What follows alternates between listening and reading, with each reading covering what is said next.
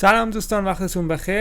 آرش هستم از کانال انگلیسی با آرش. خیلی خوشحال هستم که یک جلسه دیگه در خدمت شما هستیم در کانال یوتیوب English with آرش.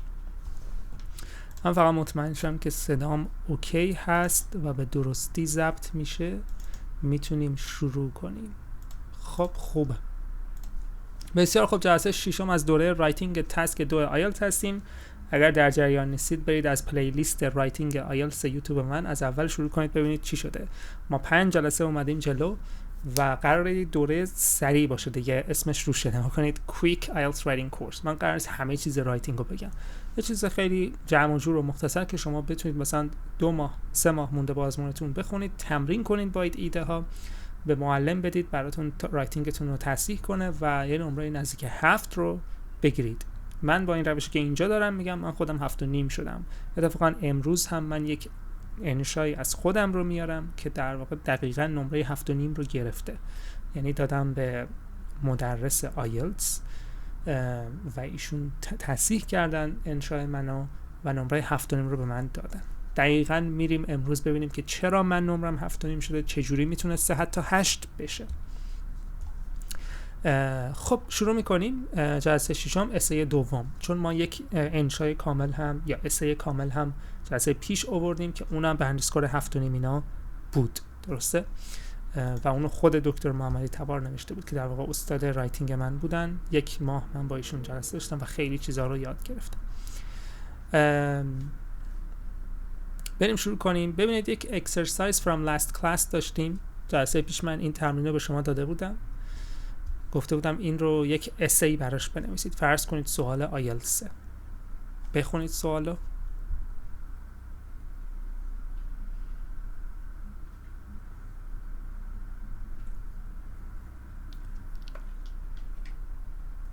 خب میگه که امروزه، این امروزه مهمه. شما دلایلی که میگید باید برای امروزه باشه.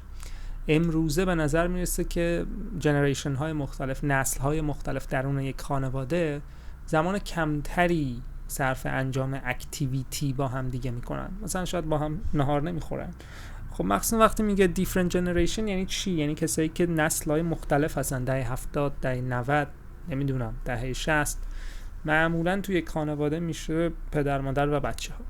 معمولا میگه چرا اینجوری شده، چرا بچه ها پدر مادرها که نگفته، ولی خب different generation های توی یک فامیلی زمان کمتری با هم میگذرونن، کارهای کمتری با هم میکنن. دلیلش چیه؟ قاعدتا شما باید یه پاراگراف بنویسید بگید اصلا چرا، داستان چیه، چند تا دلیل داره. میتونید 2 تا پاراگراف بنویسید. اصلا هیچ قانونی به اون صورت نداره. شما 2 تا پاراگراف میتونید بنویسید. دلیل اول تو پاراگراف اول، دلیل دوم تو پاراگراف دوم. پاراگراف بعدیتون باید بگید که آیا این خوبه یا بده. یعنی این دیولپمنت، این تغییری که در حال رخ داد هست چیه؟ از نظر شما خوبه که بچه‌ها وقت نمیذارن با پدر مادرشون؟ یعنی حالا نه لزوما بچه‌ها با پدر مادر، حالا پدر مادرها شاید وقت نمیذارن با بچه‌ها. چیز کلی‌تره. من مثال زدم.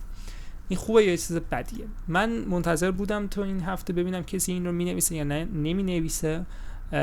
متاسفانه کسی ننوشت. یعنی به صورت اینکه گفتم باید کامنت بذارید زیر ویدیو یوتیوب که من براتون تصحیح کنم، نمره بدم و بهتون بگم چه جوری اینو بهتر کنید. خب یه سخت هست نسبت به 2 جلسه پیشمون دیگه، چون ما قرار بود پاراگراف می‌نوشتیم، حالا یهو اومدیم می‌خوایم اسی بنویسیم. اسی هم حالا سخت نیست دیگه، 3-4 تا پاراگراف می‌خواید بنویسید. ولی خب قبول دارم یه ذره شاید زمان ببره. من این تمرین رو فعلا کاری ندارم. اگر کسی میخواد اینو بنویسه و نمره بگیره، من 1 نفر رو میتونم انجام بدم. باید زیر اون پست، زیر اون ویدیو 5 من این رو بنویسه، یا حالا همین ویدیو پاسخ این سوال رو بنویسه به صورت کامنت و بعد من میام و تصحیح میکنم. نمیدونم حالا جا بشه یا نه. میتونید 2 تا 3 تا کامنت بذارید مشخص بشه. خب متاسفانه ما امروز این رو بررسی نمی‌کنیم چون چیزی نیست که بررسی کنیم. کسی چیزی ننوشته که من تصحیح کنم. ما میایم انشای دوممون رو امروز بررسی می‌کنیم. انشایی که به این صورت هست. سوال آیلتس اینطوری هست. لطفاً بخونید.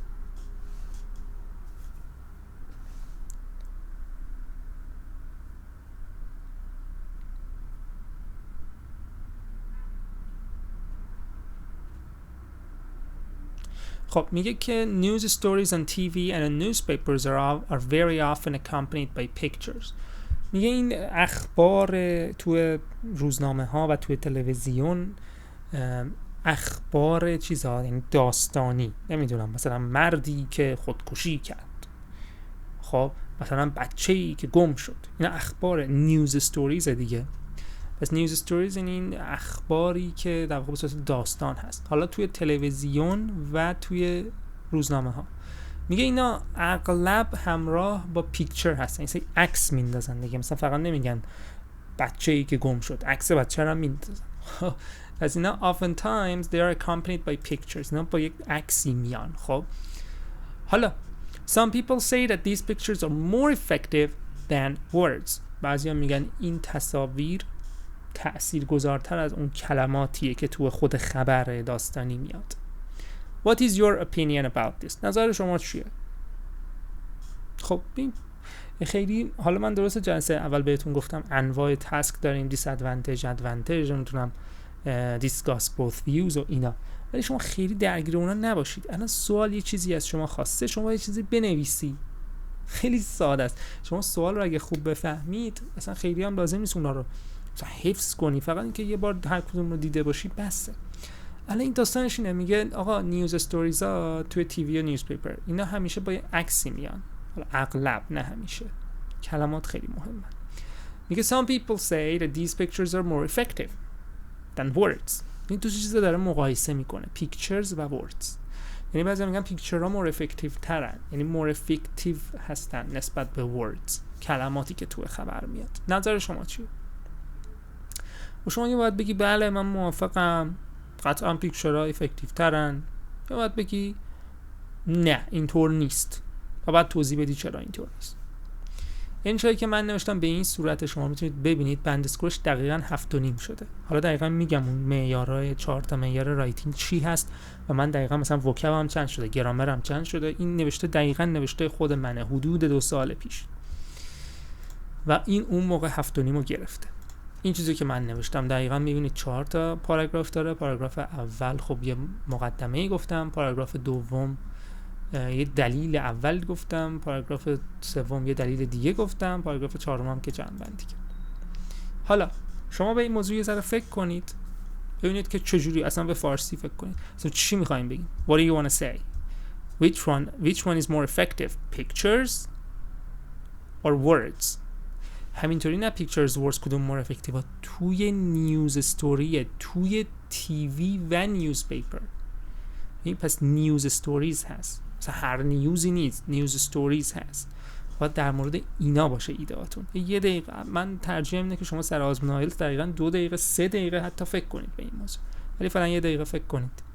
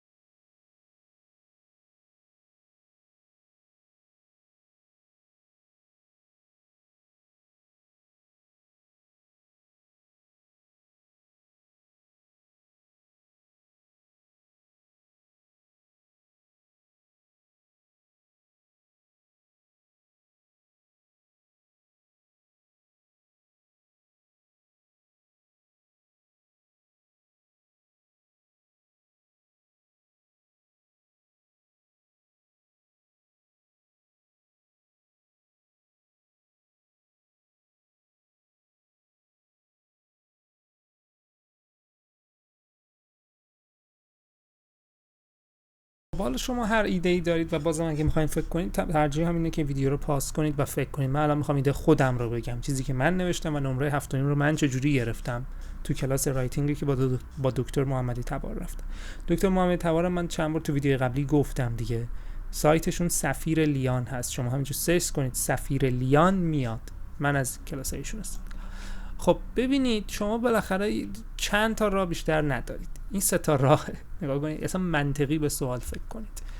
بالاخره یا تأثیر عکس ها از کلمات بیشتره، یا تأثیرشون یکیه، یا تأثیر کلمات از عکس ها بیشتر. یعنی من رشتم ریاضی خوبیشونه که اینجا اینجوری منطقی فکر میکنم. شما باید سعی کنید منطقی به سوال کلا نگاه کنید و بگید آقا اصلا مستقیم و واضح جوابش، آقا کدومه آخر؟ شما نظرت کدومه؟ مردم همشون هم نه، خودش گفته some people. بعضیا میگن اوکی پیکچرها تاثیرش بیشتره. شما چی میگی؟ شما میگی یکیه، وردا بیشتره پیکچر. من اینجا تصمیم گرفتم با ایده هایی که تو ذهن خودم بوده. شما ممکنه دانش عمومیتون یه جوری باشه که اینو بگید راحت تر باشید. من الان دانش عمومیم یه جوریه که اینو بگم راحت ترم، بنابراین من اینو گفتم. ولی اصلا وحی نیست، شما هر چی دوست داری باید بگی، هر چی که دانشت به اون برای اون ایده داری اونو باید بگی. من الان این سومی رو میگم، یعنی میگم نه آقا من مخالفم. کی میگه؟ بی خود میگم. من نظرم اینه که کلمات مهمتر هستن، یعنی از نظر ایفکتیو بودن. حالا معنی ایفکتیوم یه ذره خودم باز میکنم که یعنی از نظر خودم معنی ایفکتیو تو ذهن خودم رو توضیح میدم که چرا به نظر من ورد ها ایفکتیو ترن. خب من ایدم اینجوریه، اولا که من سومی انتخاب میکنم، یعنی این که با what is your opinion میگم آقا I don't agree، یعنی من با این I don't agree with these people. خیلی ساده. میگه بعضی اینطوری فهمیدم شما چی؟ من موافق نیستم. I don't agree. شما میتونی بگی من موافق، شما میتونی بگی نه، میتونی بگی من موافق نیستم. باز دو تا راه داره. شما میتونی بگی نه آقا من موافق نیستم که تاثیر عکس ها بیشتر از کلماته. چرا؟ چون من اعتقاد دارم که تاثیر عکس ها و کلمات یکیه. اینم هست، اینم یه نوع موافقت. شما میتونی بگی نه من موافق نیستم که عکس ها مهمترن. من فکر میکنم هم عکس ها هم کلمات equally important. یعنی به مقدار مساوی مهمه. ولی من اینجا از اون ور رفتم دیگه، خیلی شدید مخالفت کردم، گفتم نه آقا اصلا کلمات مهمتره. اینم یه ایده است، شاید یه ذره سخت‌تر باشه، نمیدونم. تو ذهن من اون 2 سال پیش این بوده، اینو نوشتم و 7.5 شدم. حالا بذار ببینیم. حالا ایده میخواد دیگه چرا. من میگم آقا only words keep the reader engaged. فقط کلمات ریدر رو keep engaged میکنن. یعنی درسته که تصویر حالا تو اون نگاه اول شما رو engage میکنن، ولی شما اگه بخواین واقعا ایفکتیو باشه این نیست که شما تصویر رو نگاه کنی و رد بری. ایفکتیو اینه که شما بشینی بخونی، وقت بذاری، engaged بمونی. و از نظر من فقط کلمات میتونن شما رو engaged نگه دارن. شاید هم غلط باشه، ولی من وقتی میتونم توضیحش بدم و 7.5 میگیرم، یعنی برای من خوبه این ایده. ایده بعدی اینه که words are not open to interpretation. کلمات به interpretation open نیستن. این ایده یعنی چی؟ یعنی مثلا اینجوری نیست که من یه پاراگراف رو به شما و 10 نفر 20 نفر دیگه بدم، اگر پاراگراف حس بدی منفی باشه همتون میفهمید. چرا؟ چون کلمات مشخصه، کلمات منفی ان یا مثبت. ولی پیکچرها این گونه نیستند. پیکچرها از نظر من، از ایده من، چون میخوام توضیحش بدم، حتی این ایده رو خوب توضیح ندادم وگرنه 8 میشدم، ولی خب 7 نمیشد.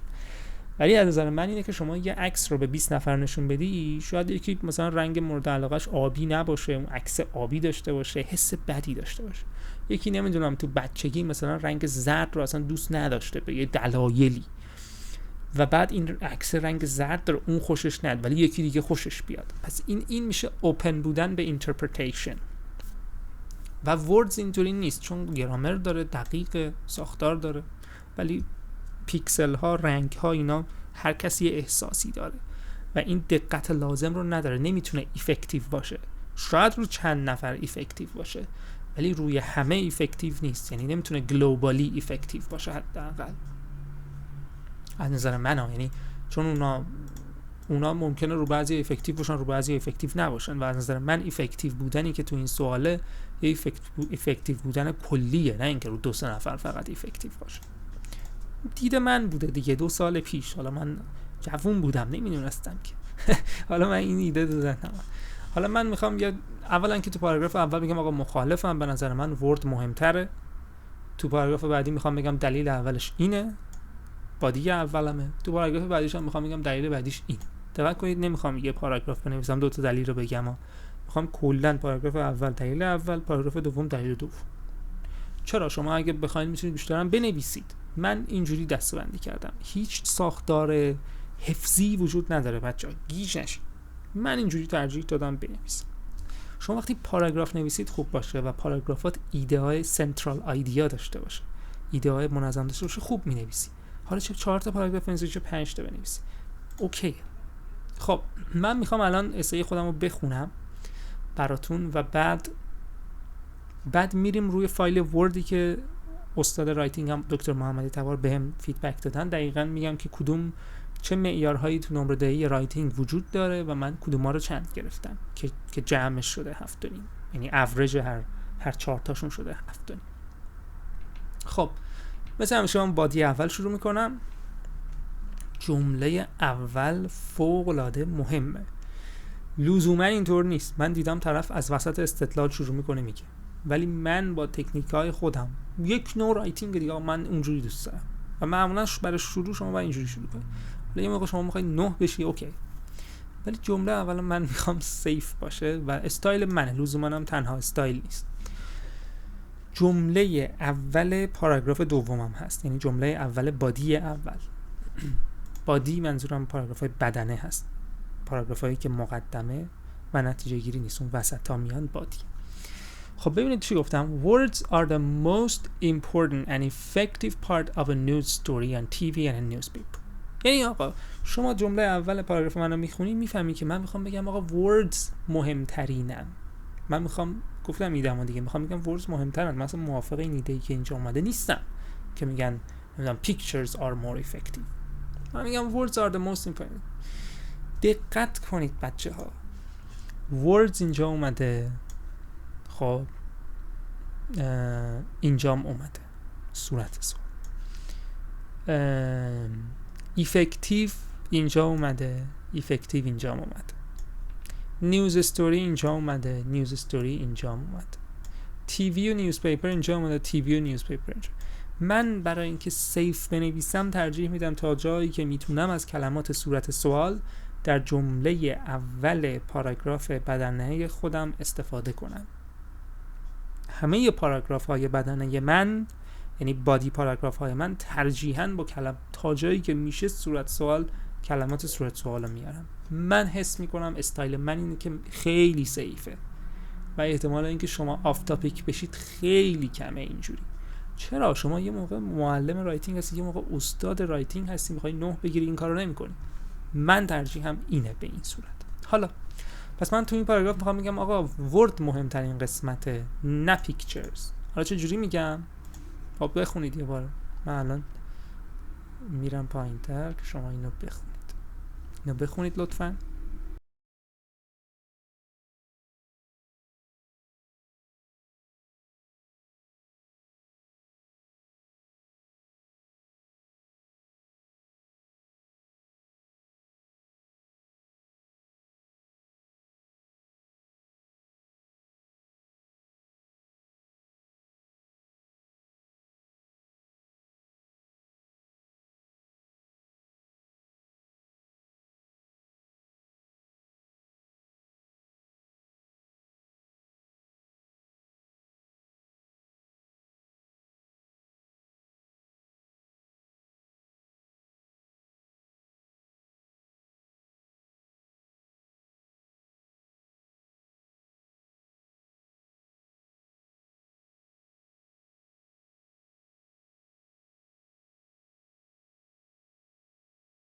پس اولش گفتم words are the most important part of the effective part of a news story. بعد گفتم although pictures may help attract a person's attention at first sight, only words can completely explain a story to the audience, which is the essential for an effective news story.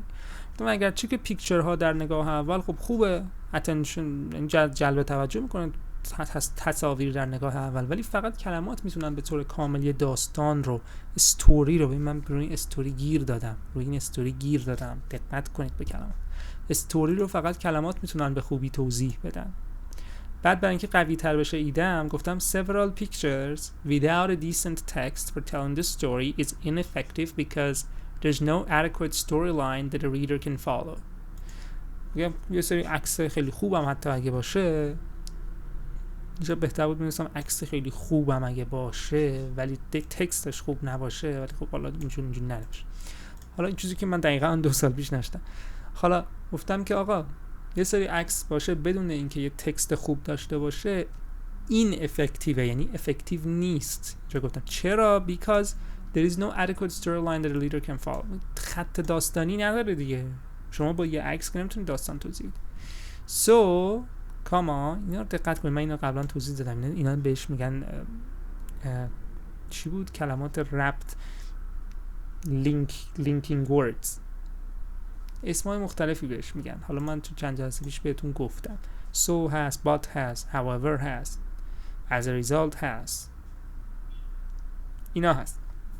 therefore has، furthermore has، additionally has که قشنگ بهتون گفتم. transition word، تو اون کتابی که درس دادم transition word. حالا زیاد اینا استفاده نکنید، مثلا یه دونه من اینجا استفاده. so they will merely look، فقط نگاه میکنن. they will merely look at the pictures and move on، فقط تصویر رو نگاه میکنن و میگن اوکی تصویر جالبی بود و مووان میکنن، از روش رد میشن. از نظر من این افکتیو نیست، برای همین اینو باز کردم. For a news story to be effective، اگه بخواد داستان خبری افکتیو باشه، a reporter or writer should tell or write a story well enough to engage and encourage the audience to follow the plot to the end. انقدر داستان قوی باید بنویسه که بتونه انکوریجشون کنه که تا آخر اون پلات یا اون داستان رو تا آخر برن. therefore، ببینید باز از این تکنیکا زدم. therefore همون سو دیگه، فقط برای اینکه تکراری نشه یه جا سو گفتم، اینجا therefore گفتم. therefore words are more effective than pictures in terms of engaging people and having them spend time. بیشتر افکتیو ترن. چرا؟ چون وقت بیشتری میذارن اگر اونا باشن. مثلا عکس رو نگاه کنه و مووان کنه خوب نیست. خب این ایده رو من قشنگ توضیح دادم، حتی اگه غیر منطقی باشه، چون من دقیق توضیح دادم منظورم از افکتیو بودن اینه که طرف روی اون نیوز استوری وقت بذاره. این باعث شده نمره 7.5 رو بتونم بگیرم. نظر خودم، شما نظر خودتون رو باز کنید. حالا اتفاقا دلیل دوم من خوب باز نکردم، وگرنه شاید 8 میشدم. حالا دقیقاً کامنت های دکتر محمدی طبا رو میارم آخر ویدیو ببینید که چرا من. خب بریم پاراگراف بعدی. خب پاراگراف بعدی اومدم گفتم چی؟ furthermore words can convey messages more effectively than pictures. تا همچنین کلمات پیام ها رو کانوی میکنن، یعنی میرسونن، پیام ها رو میرسونن به مخاطب accurately، effectively. میخواستم بگم accurately ها، ولی باز effectively آوردم. چرا؟ شما بگید چرا؟ فکر کنید. آفرین، چون افکتیولی یه چیزیه که اینجا افکتیوش هست، من اینجا افکتیولیش کردم. این چقدر خوبه، چقدر من کیف میکنم وقتی جمله اول بادی شما کلمات تسک رو داره. حتما اینجوری نیست، ولی حالا من ترجیحم اینه. Furthermore words can convey messages more effectively than pictures. هم words هست، هم pictures هست، هم effectively هست. خب چرا؟ الان توضیح میدم چرا اینا دقیق تر. یه توضیح بهتون دادم دیگه. خب این توضیح رو بخونید لطفاً، ادامه میدیم.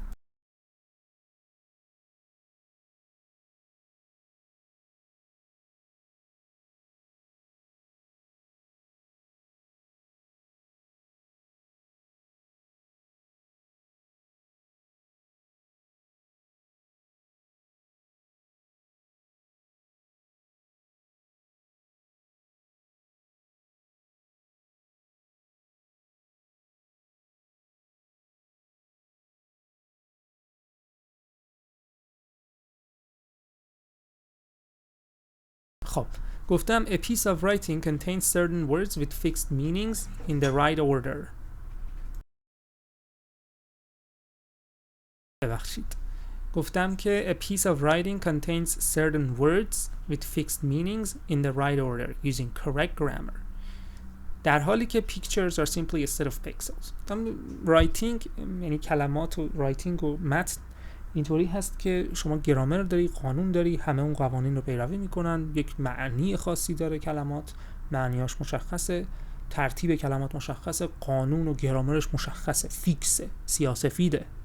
ولی در حالی که while، اینا رو نگاه کنید قشنگه ها، مثلا while میتونید برید، همیشه نباید but بیارید، چون من while آوردم در حالی که یک کاما هم قبلش آوردم. while pictures are simply a set of pixels.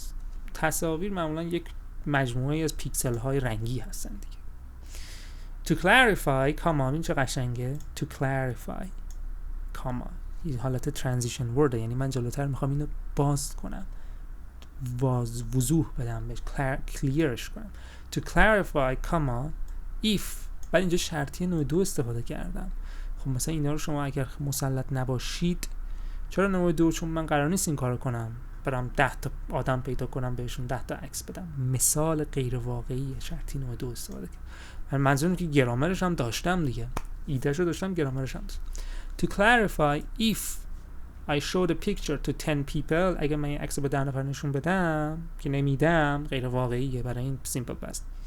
They could have up to 10 various interpretation. میتونن 10 تا برداشت مختلف کنن از این تصویر. However, گفتم transition word ها قشنگ اینجا استفاده شد. ولی if the same people، همون 10 نفر، همون افراد که گفتم were asked to read a story، یه داستان رو ازشون میپرسیدم که بخونن، مثلا اینجا من مجهول استفاده کردم، اینقدر راحت بودم که خودم با گرامرم قوی بودم. من اون موقع معلم بودم 2 سال پیش، راحتم با گرامر. حالا شما ممکنه بود اینجا بخواید پسیو استفاده نکنید، ولی من برای اینکه قشنگتر بشه و دوباره تکرار نکنم I asked them دیگه مجهول کردم. However, if the same people were asked to read a story، most of them would understand the story in the same way. اگه یه متن داستان بهشون میدادم، یعنی یک کلماتی بهشون میدادم، همشون یک جور داستان رو میفهمیدن به دلیل گرامر و کلمات و معنی های فیکس و دقیق. Which is how a news story should be effectively and globally understood. که این دقیقاً همون جوریه که باید نیوز استوری به صورت effectively و globally understood بشه. حالا globally اصلا خیلی relevant نیست، ولی من خودم یه ذره ربطش دادم به effectively. گفتم اگر میخواین شما یه effective داشته باشید نیوز استوریتون، باید همه بفهمن. خب ولی بعد باز کردم دیگه، خودش حالا دکتر محمد عوار جلوتر میگه، ولی میتونم بیشتر توضیح بدم. مثلا چرا وقتی یه نفر عکس رو میبینه، 10 نفر که عکس رو میبینن 10 تا برداشت مختلف از عکس داره. و دلیلش رو میتونم توضیح بدم. چون یکی مثلا آبی دوست نداره، یکی از بچگی رنگ نارنجی دوست نداره، ممکنه تو حس بدی بگیره از اون رنگ به خاطر psychological effect، اون حالتهای روانی یا حالتهای چی میگن psychological effect دیگه، حالتهای روانشناسی که اون مثلا یکی حس خوبی نسبت به رنگی نداره دیگه. یا حتی تو کالچرها مختلفه، مثلا توی کالچرهایی مثل کره فکر کنم، کره مثلا قرمز رنگ بدی، مثلا اسم یه نفر با قرمز بنویسید انگار که اون شخص فوت شده. مثلا که رنگ ها مهمه، کالچر ها مهمه. این توضیح رو من اینجا ندادم، میتونستم اینجا بدم و نمره 8 رو حتی شاید بگیرم، نمیدونم، ولی خیلی واضح نیست که چرا. البته اینکه مشخصه یه داستان رو شما بدید 10 نفر بخونن همه میفهمن داستان مثبت منفی، ولی یه عکس رنگارنگ رو بدید یکی حسش مثبت یکی حسش منفیه. مثلا میدونید مثلا باز نکردم خیلی، ولی گفتم این موفقه. نیوز استوریز، ببین دوباره نیوز استوری آوردم با اینکه نیوز استوری تو اینجا نیامده، ولی باز سعی کردم تا جایی که میتونم برگردم به صورت سوال، کلمات صورت سوال رو استفاده کنم. چرا استفاده نمی کنید؟ اینجا گفتم که همین جوری باید نیوز استوری درک بشه، همه بفهمن. و من اصلا گفتم effectively یعنی که همه بفهمن. hence یعنی همون سوال. چند جور گفتم، یه جا گفتم so، یه جا گفتم therefore، یه جا گفتم hence، نه همه یه جوره. بنابراین words play a stronger role in conveying messages to people effectively. پس کلمات نقش قوی تری دارن که باز effectively، better نگفتم، more powerfully نگفتم، اصلا باز effectively که برگردم به صورت سوال. حتی اگه ایده‌ام منطقی نباشه، حداقل ربطش مشخصه به صورت سوال. از نظر من effective اینه، من دارم اینو میگم، دارم اینو باز میکنم. خب دیگه کار سختمون تموم شد. یه دونه کانکلوژن داریم، بخونید لطفاً.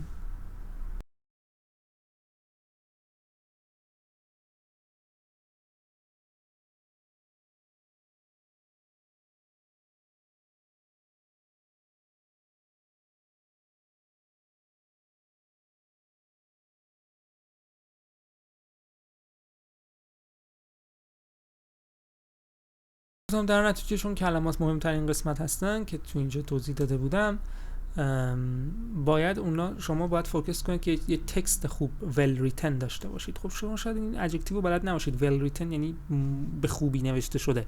یه تکست خوب داشته باشید که آدینس رو انگیج کنید. خب همچنین additionally یعنی همچنین، هم ایده بعدی رو بگم. unlike pictures برخلاف، اینم قشنگه ها، unlike pictures کاما، unlike یه چیزی کاما یعنی برخلاف اون اینا اونجوری نیستن. این خیلی قشنگه این ساختار، دقت کنید. unlike pictures برخلاف پیکچر ها words are not open to interpretation. ایده دوممو دارم اینجا خلاصه میکنم. این چه قشنگ و جمع و جور خلاصش کرد. برخلاف پیکچر ها words are not open to interpretation، باز نیستن هر کی یه برداشتی کنه. and can convey messages across the word precisely.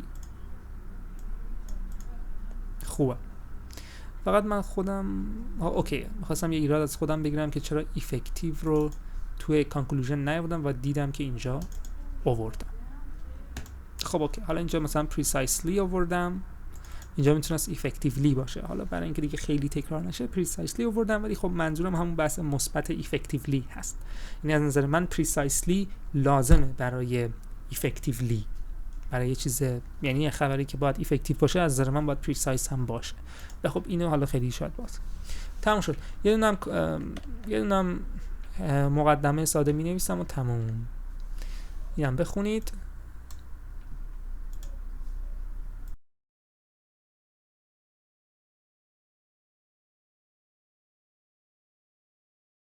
گفتم که we encounter news stories that are very often accompanied by pictures in TV and ما معمولا نیوز استوری هایی رو میبینیم روزانه که مثلا اغلب همراه پیکچر میان، هم تو تلویزیون هم تو نیوز پیپر. Some people think these pictures are more effective than words. I believe this is not true. بعضی فکر میکنن که پیکچر ها مهمترن. من همچین فکر نمی کنم. تموم شده رفت. I believe this is not true. من باور ندارم. بعدش هم قشنگ توضیح دادم که چرا، به این دلیل و کانکلوژن. حالا نمیدونم، یکی ممکن بود بیاد رو تیوی فوکس کنه بگه چرا تو تیوی مثلا مهمه، توی نیوز پیپر مهم نیست. اینم هست، ولی به نظرم ایده اصلی این سوال اینه که بحث همراه شدن پیکچر با نیوز استوری هست. حالا چه توی تیوی چه توی نیوز پیپر. ممکنه شما یه پاراگراف در مورد نیوز پیپر بنویسی، بگی تو تیوی تو نیوز پیپر بله موافقم، ولی توی تیوی موافق نیستم. حالا من نمیدونم تو تیوی خیلی تکست نمیاد، نمیدونم چی منظورش. در اصل من اینو نوشتم و 7.5 رو گرفتم. حالا من میبرمتون شما رو دقیقاً توی اسه خودم که بگم دقیقاً چرا من 7.5 رو گرفتم با این و معیارها چی بوده. خب من این سمپلم رو که اون سال فرستادم 2 سال پیش و 7.5 گرفتم رو برای شما بیارم.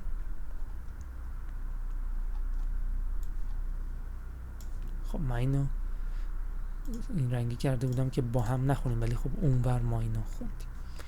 من فقط باید توی ریویو برم که بتونم کامنت های استاد رایتینگم رو ببینم که به من چی گفته.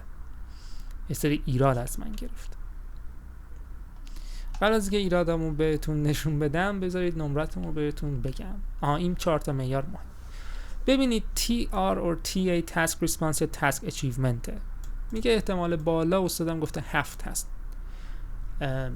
task response یعنی چی؟ این معیار اولی که 7 شدم یعنی که چقدر شما به سوال جواب دادی، آف تاپیک نشدی، در مورد سوال گفتی، همه جوانب سوال رو توضیح دادی.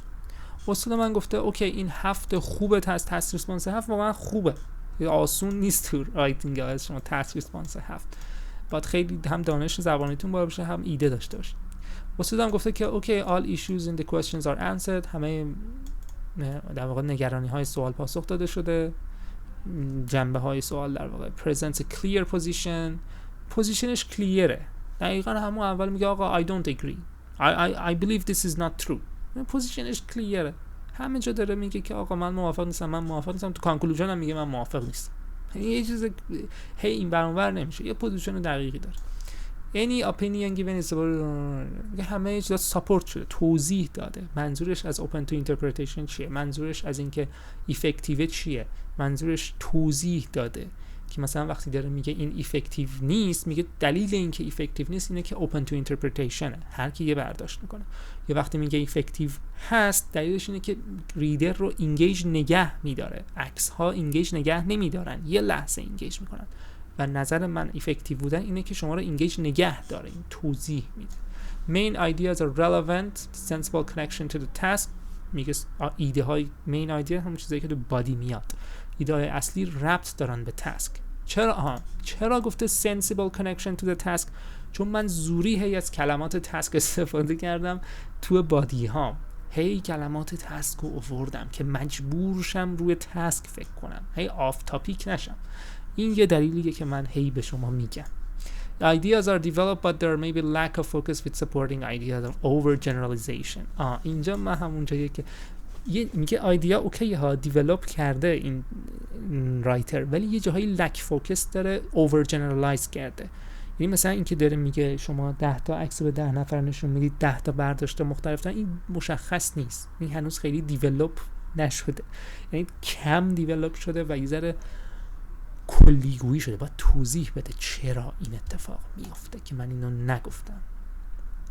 CC most likely 7. CC همون cohesion coherence هست، انسجام داشته باشه دیگه، مثلا جملات همینجور رو هوا نباشن، در امتداد هم باشن، یک ترتیب منطقی داشته باشن.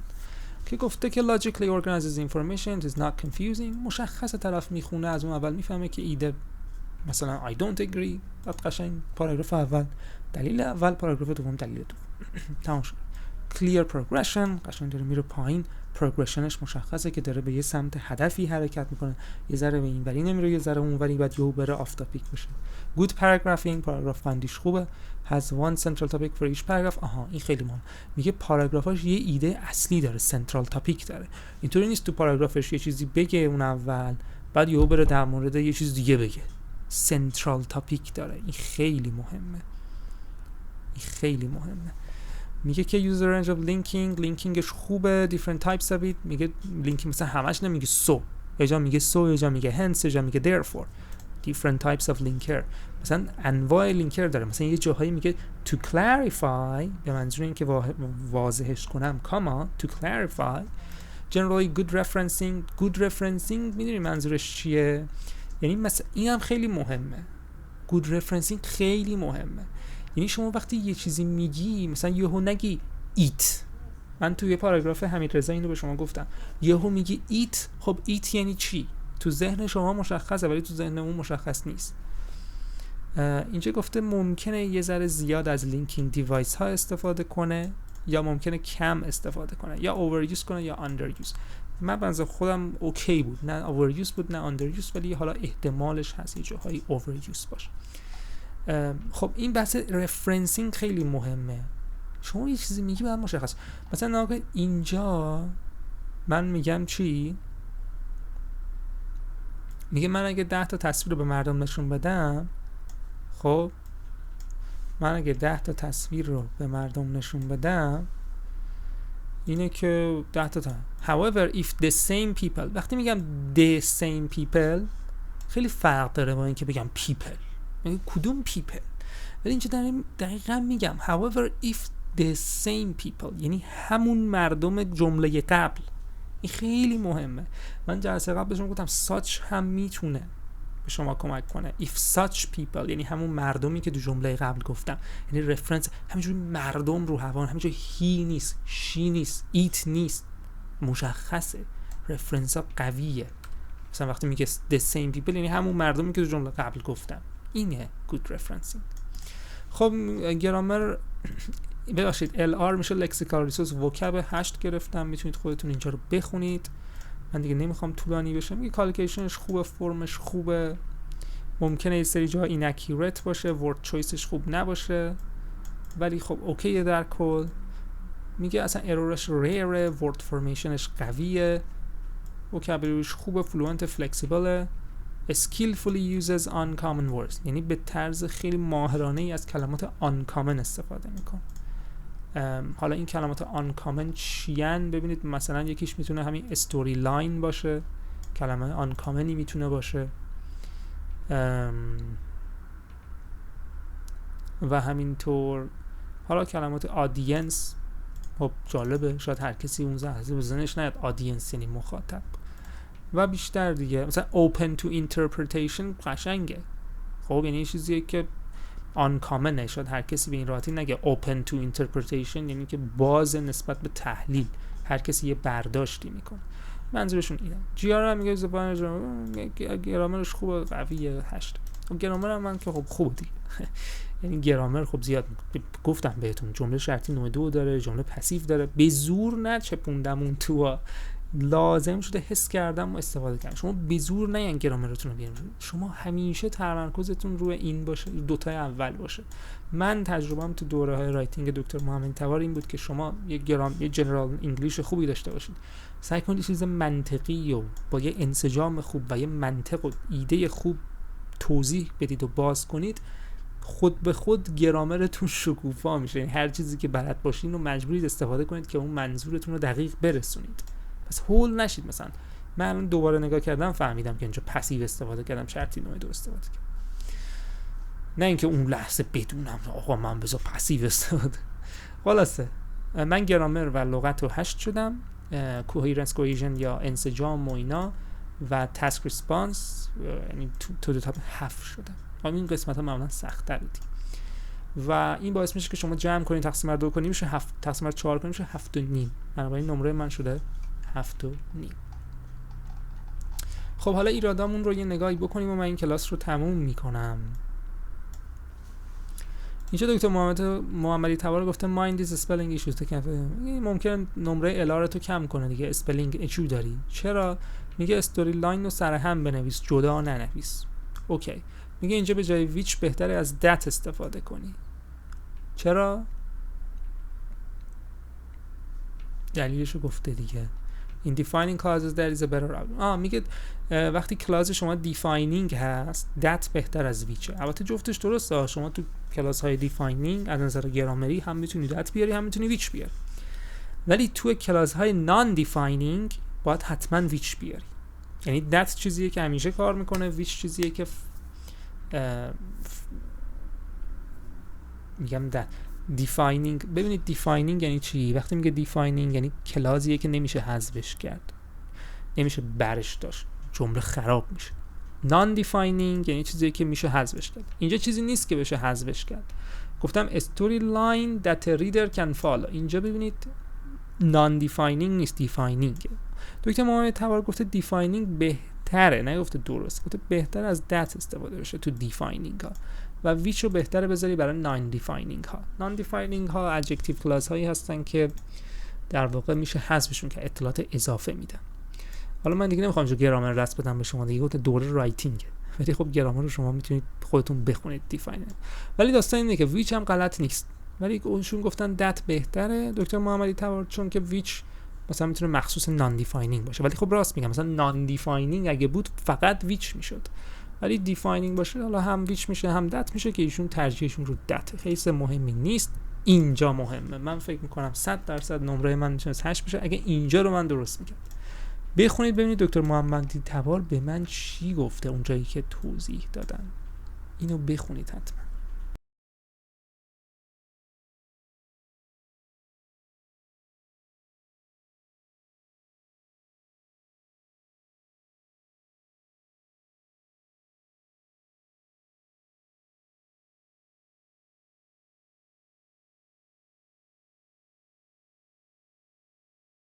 دکتر محمدی تبار گفته این قسمت یه ذره اکسپلینیشن میخواد. شما چرا میگی یه عکس وقتی به 10 نفر نشون میدی 10 تا برداشت مختلف دارن ولی یه تکست نشون میدی اینجوری نیست؟ چون از کجا شما اینو میدونید؟ I wish you had.